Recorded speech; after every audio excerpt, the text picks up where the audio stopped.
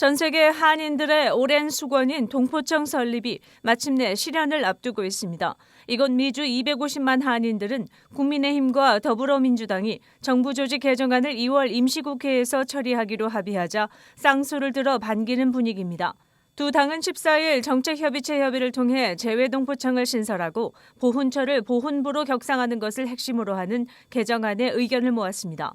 따라서 재외동포청 신설과 보훈부 격상을 담은 정부조직법 개정안은 16일 행정안전위원회 의결 절차를 거쳐 오는 24일 국회 본회의에 상정됩니다. 이미 여야가 합의한 만큼 본회의 통과는 기정사실로 받아들여집니다. 원래 재외동포청 설립은 윤석열 대통령의 대선 공약이었으며 이를 국민의힘 당사나 재외동포위원회의 위원장인 김석기 의원이 대통령 공약 실천 차원에서 헌신적인 노력을 기울인 결과입니다.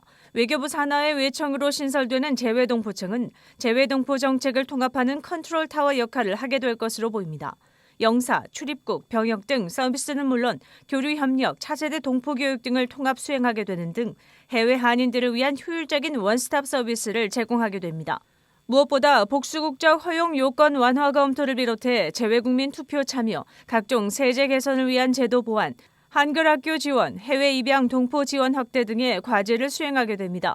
시카고 서버브에서 국적이탈 문제로 서울에서 재판까지 받았던 한인 이모 씨도 이제 동포청이 생기면 문제점으로 지적된 국적이탈 절차 등을 완화해 여기 사는 동포들이 불이익을 받는 사례가 사라졌으면 한다고 주문했습니다. 아직 확정은 아니지만 재외동포청은 1청장, 1차장 밑에 동포정책국, 사업국, 지원국 등 최소 4국 편제로 이뤄지게 되며 접근성의 편의를 감안해 서울에 본부를 설립하는 방안이 검토되고 있습니다.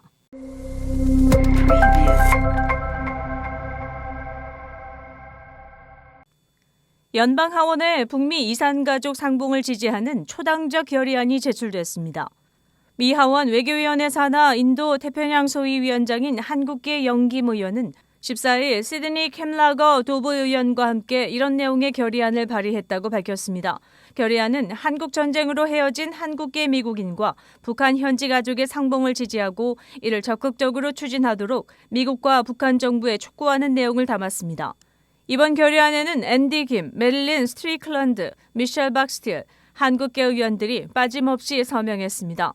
또 민주당 소속 조시 고드하이머, 빌 포스터, 브래드 셔만, 아미 베라, 에드 케이스, 질 토쿠다, 윌리엄 키팅, 제럴드 코널리, 짐 맥거번 의원과 공화당 소속 브라이언 피츠패트릭, 아마타 레더웨건 의원도 동참했습니다. 앞서 영김 의원은 이번 118대 의회뿐 아니라 지난 117대 의회에서도 같은 내용의 결의안을 발의했습니다. 미 하원은 117대 의회에서 북미 이산가족 상봉 결의안을 비롯해 민주당 그레이스 맹 의원과 공화당 벤 테일러 의원이 발의했던 북미 이산가족 상봉 법안을 처리한 바 있습니다.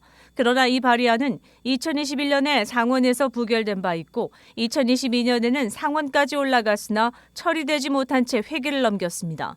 영김 의원은 너무 늦기 전에 한국계 미국인과 북한의 가족이 재회할 수 있도록 결의안을 통해 그 추진력을 지속시켜 나가야 한다면서 이산가족 상봉법도 적시에 시행되기를 기대한다고 밝혔습니다. 한편 재미이산가족 상봉위원회 이차희 대표는 올해 들어 다시 영김 의원이 북미 이산가족 상봉 지지 결의안을 제출한 것에 감사하며 환영할 만한 일이라며 반겼습니다. 또 이번 회기에는 하원뿐 아니라 상원까지 발의안이 통과돼 더 늦기 전에 재미이산가족들이 만남의 장을 가졌으면 한다고 덧붙였습니다. 윈TV 채널 24.5는 안테나를 통한 공중파 방송을 통해 시청할 수 있습니다. 인플레이션이 기대만큼 빠르게 진정되지 않는 것으로 나타나자 연방준비제도 인사들이 기준금리를 당초 예상치인 5% 초반대보다 더 높이 올릴 가능성을 거론하고 나섰습니다. 미 언론에 따르면 존 윌리엄스 뉴욕 연방준비은행 총재는 노동시장이 강력한 만큼 인플레이션이 기대보다 더 오래 더 높은 수준에 머무를 위험이 분명히 있다면서 향후 금리를 더 올릴 필요가 있을지도 모른다고 말했습니다. 올해 말 기준금리 수준은 5에서 5.5% 사이가 올바른 틀로 보인다며 인플레이션이 계속 진정될 경우에는 내년 금리 인하가 가능할 것으로 내다봤습니다. 연준은 지난 1일 기준금리를 4.5에서 4.75%로 0.25%포인트 올렸습니다. 연말 기준금리 전망치는 5에서 5.2%로 제시한 바 있습니다.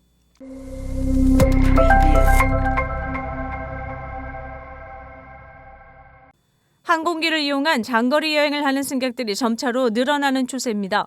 최근 항공사들이 기내에서 가장 절도를 많이 당하는 물품에 대한 조사를 해 발표한 자료가 나와 주목을 끌고 있습니다.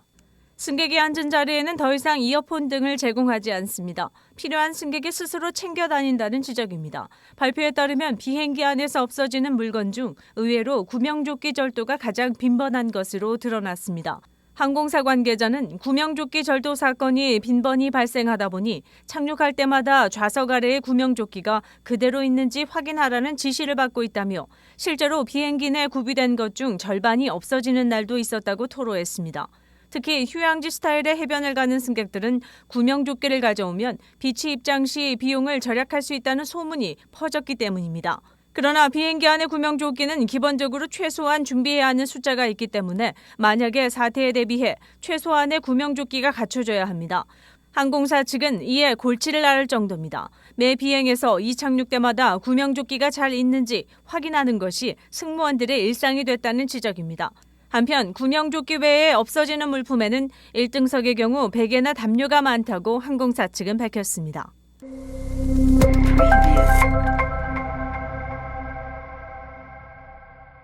김정은 위원장이 김주애를 대동하고 미사일 발사를 참관하는 등 최근 들어 부쩍 김주애를 챙기는 모습입니다. 급기야 새로 발행될 우표 8종 가운데 5종의 우표에 김주애가 김 위원장과 미사일을 배경으로 손을 잡고 나란히 걷거나 팔짱을 끼고 포즈를 취한 모습, 인민군 병사들과 기념사진을 촬영하는 모습이 담길 것으로 알려졌습니다.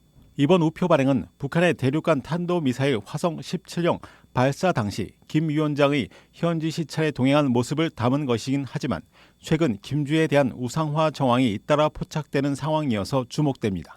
북한 조선 우표사는 새 우표의 도안 8종은 오는 17일 발행될 예정이라고 공개했습니다. 그러나 북한 주민들 사이에는 이제 10살 남짓한 어린아이를 대대적인 우상화 작업에 이용하는 것에 대한 반감도 슬슬 나오고 있는 것으로 알려졌습니다. 머리가 희끗희끗한 군부의 지도자급들이 머리를 조아리며 김 위원장의 딸 김주애를 받드는 사진 공개에 이어 우표까지 등장시키는 것에 대해 과거의 우상화 작업과는 전혀 다른 양상으로 전개되는 것에 의아심까지 나타내고 있다는 것입니다.